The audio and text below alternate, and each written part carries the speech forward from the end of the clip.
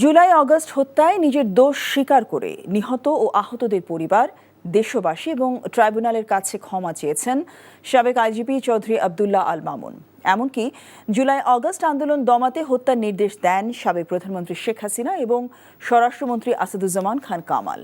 আজ রাজসাক্ষী হিসেবে দেয়া জবানবন্দিতে মামুন এসব তথ্য দেন। রিপোর্টে আরও জানাচ্ছেন হাসান জাভেদ। জুলাই আগস্ট আন্দোলনের সময় পুলিশের আইজি ছিলেন চৌধুরী আব্দুল্লাহ আল মামুন। সে সময় আন্দোলন দমনে কিভাবে সাবেক প্রধানমন্ত্রী শেখ হাসিনা, সাবেক স্বরাষ্ট্রমন্ত্রী আসাদুজ্জামান খান কামাল মারণাস্ত্র ব্যবহার করে হত্যার নির্দেশ দিয়েছিলেন তা জবানবন্দিতে তুলে ধরেন আসামি ও রাজসাক্ষী মামুন। বলেন, তাদের নির্দেশ অতি উৎসাহী হয়ে বাস্তবায়ন করেন আইনশৃঙ্খলা বাহিনীর ঊর্ধ্বতন কিছু কর্মকর্তা।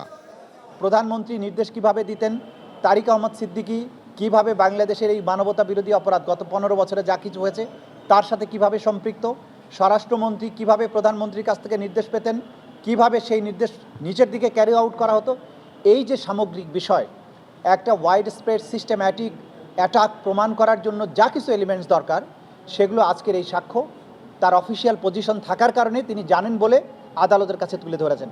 সাক্ষ্যে সাবেক আইজিপি বলেন, জুলাই আন্দোলন দমনে সমন্বয়কদের আটক করে ডিবি কার্যালয়ে নেয়ার সিদ্ধান্ত ছিল ডিজিএফআই-এর, আর তা বাস্তবায়ন করেন ডিবির হারুনুর রশিদ।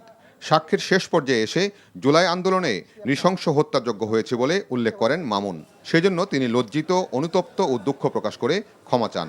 তিনি অপরাধ স্বীকার করেছেন, একই সাথে সত্য উদ্ঘাটন করেছেন এবং আদালতের কাছে প্রার্থনা করেছেন তাকে যাতে ক্ষমা করা হয়, কিন্তু সেটার চূড়ান্ত সিদ্ধান্ত নেবার ক্ষমতা আদালতের। আজকের এই সাক্ষীর বক্তব্যের মাধ্যমে আমরা এই সমস্ত অপরাধীদের বিরুদ্ধে যে অপরাধগুলো প্রমাণ করার চেষ্টা করছিলাম সেটি একটা মারাত্মক অকাট্য দলিল হিসেবে আজকে উপস্থাপিত হয়েছে। 2018 সালে নির্বাচনের আগের রাতে 50% ব্যালটে সিল দিয়ে তা বাক্সে রেখে দেওয়ার পরামর্শ দিয়েছিলেন সাবেক আইজিপি জাভেদ পাটোয়ারি।